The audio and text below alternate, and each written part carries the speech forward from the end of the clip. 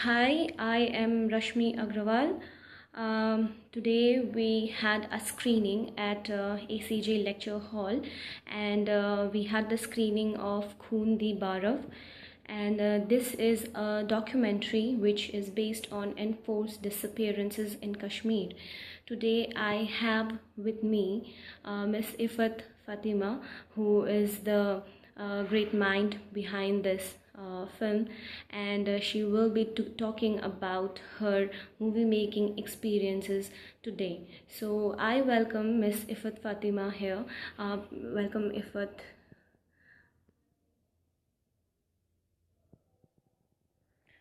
Could you please tell us why did you choose Kashmir as the subject of this movie? Well, I am from Kashmir. That's one of the main reasons. I've been living there all major part of my life. I have lived there, and I have experienced sort of what is happening in Kashmir and the whole processes of militarization and brutalization. So it's a film of witnessing. So I'm a witness to the film has been made from 2006 to 2010. So I'm a witness to those years and what has happened, and the film is a product of that. Yeah, I would also like to know the title of the movie, Khoon Di Baraav. Could you please shed some light on it? Yeah, Khoon Di Baraav is a Kashmiri term which I have translated as blood leaves its trail. But this is a term which the families there, those families who are victims of sort of state oppression, who are victims of disappearances, whose family member has been killed, so they use this term all the time, Khoon Di Baraav.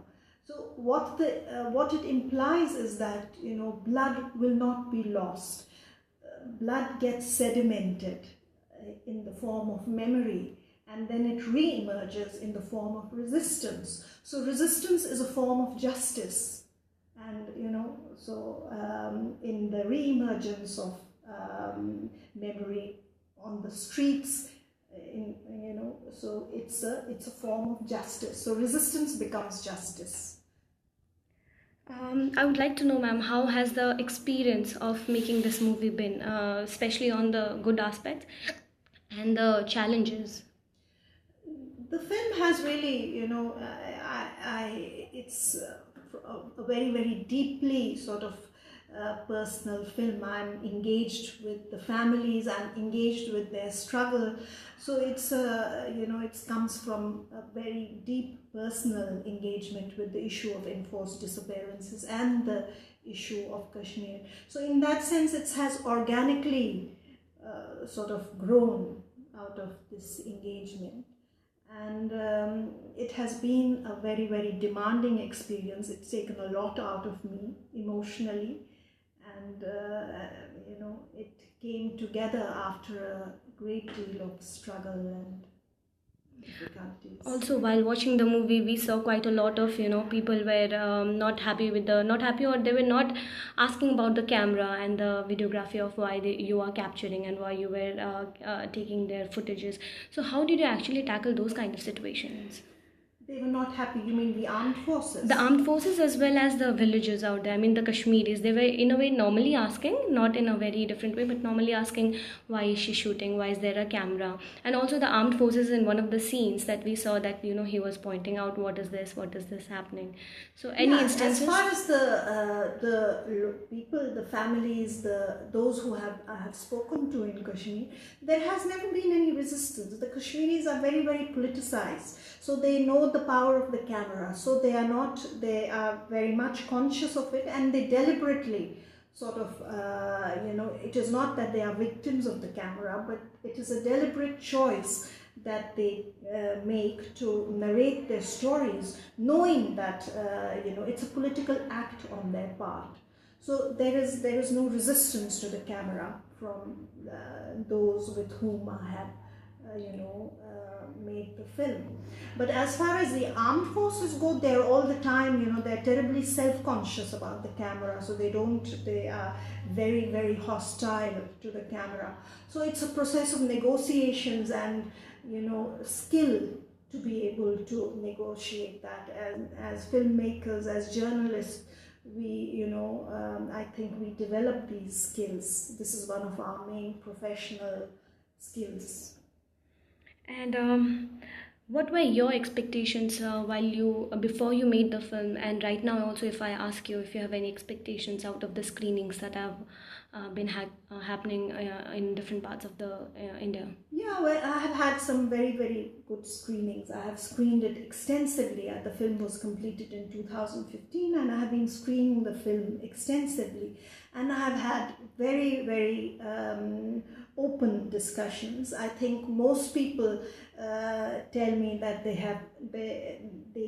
film informs them about what is happening in Kashmir, and they have said that we do not get this information. This information is denied to us, and so it opens out a new sort of spectrum of how to engage with Kashmir before the audiences. I have had, even here, it was a very engaged discussion after the film. So, and my expectation is, basically to engage the audiences. I made the film to show it to people, especially in India, because it is important that the Indian citizens engage with what has been happening in Kashmir, and I hope the film can sort of open out a certain area.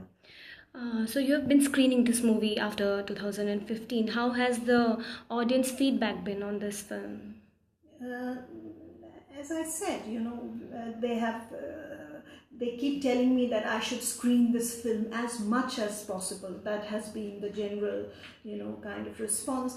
And then also this response is always there that please tell us what we can do. So this is also a question which I have been, at most screenings, at the end there is always this sort of emotional response. Is there any way we can, respond to this? So I always quote this, Parveena, this mother whose son was disappeared. She has accompanied me for many screenings. So she always says that, you are all witnesses to what is happening in Kashmir through the process of watching this film. So now it becomes your responsibility in whatever way you can contribute to our struggle for justice. So if you are writers, you write about it. If you are artists, you create art.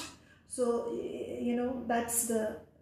that's the point, that after witnessing this, how can you act upon that process of witnessing? It's not a sentimental exercise. One of the most touching moments for me was, out of all the touching moments, one of the most touching was how they were explaining their real life situation in form of songs. And they were dancing and they were singing. So how is the real real story behind it? We just saw what was in the movie. So you see that even for me personally, one of the things that while making this film, what I was really most moved and touched about was the way the women sort of express, the language they use to express their resistance, so to say. So this struggle has also permeated into the very organic social fabric. So when they are farming or when they are at weddings, you will see that they are singing songs of freedom. They are singing songs which, praising those who have been struggling or those who are fighting for the cause. So that's something that has entered into the Kashmiri social fabric and language. And you are, if you go to travel to Kashmir and, you attend weddings, this kind of, these songs you will hear. And in Kashmir, actually, in weddings, you also see the thing of mourning also, because thousands and thousands of people have been killed, they have been disappeared. So then there is this thin line between celebration and mourning. So at weddings there are also songs of celebration, which are also songs of mourning and expressions of sorrow. With that, Iffat ma'am, I would like to ask, what are your future, what are you working on? What are your future projects now? There I'm at the moment sort of wanting to really screen this film as much as possible. I made this film so that I can show it around. So currently I've been traveling around with the film, and I have a few projects in pipeline, but I think for some time I want to be with this film. I have with me Miss Iffat Fatima, and she talked about her experience of making this movie, and we wish her all the best for the screening of this movie. And with that, I would like to thank Miss Iffat Fatima for giving her time to us and for talking about her movie. This is Rashmi Agrawal signing off from ACJ Live. Thank you.